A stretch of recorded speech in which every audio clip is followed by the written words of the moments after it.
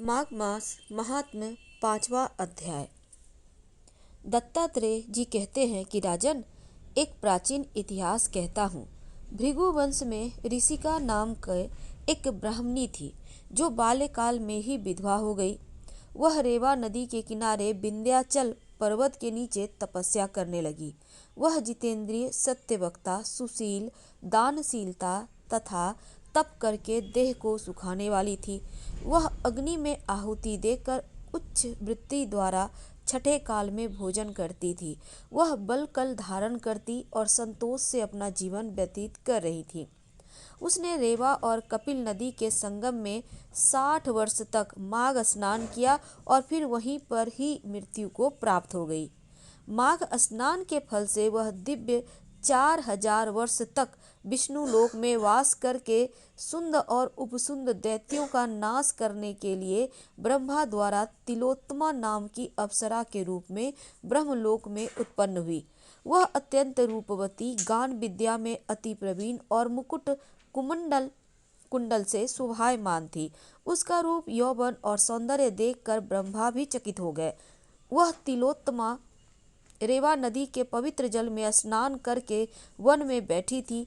तब सुंद और उपसुंद के सैनिकों ने चंद्रमा के समान उस रूपवती को देखकर अपने राजा सुंद और उपसुंद से उसके रूप की शोभा का वर्णन किया और कहने लगे कि कामदेव को लज्जित करने वाली ऐसी परम सुंदरी स्त्री हमने कभी नहीं देखा।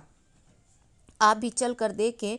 तब वह दोनों मदिरा के पात्र रखकर वहां पर आए जहां पर वह सुंदर स्त्री बैठी थी और मदिरा के पान से विह्वल होकर काम क्रीड़ा से पीड़ित हुए और दोनों ही आपस में उस स्त्री रत्न को प्राप्त करने के लिए विवादग्रस्त होते हुए फिर आपस में युद्ध करते हुए वहीं समाप्त हो गए।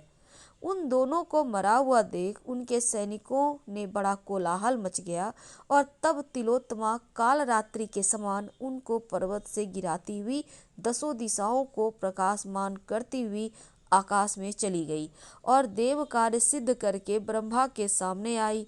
तो ब्रह्मा जी ने प्रसन्नता से कहा कि हे चंद्रवती, मैंने तुमको सूर्य के रथ पर स्थान दिया। जब तक आकाश में सूर्य स्थित है, नाना प्रकार के भोगों को भोगो। सो हे राजन, वह ब्राह्मणी अब भी सूर्य के रथ पर माघ मास स्नान के उत्तम भोगों को भोग रही है।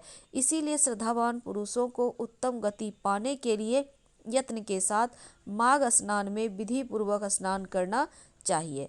5वां अध्याय माघ मास के महात्म्य के समाप्त हुआ। कल हम आपसे छठे अध्याय के साथ मिलेंगे। पसंद आ रहा हो तब लाइक कर सब्सक्राइब करें, अपनों से शेयर करें और कमेंट करें। हर हर महादेव। धन्यवाद।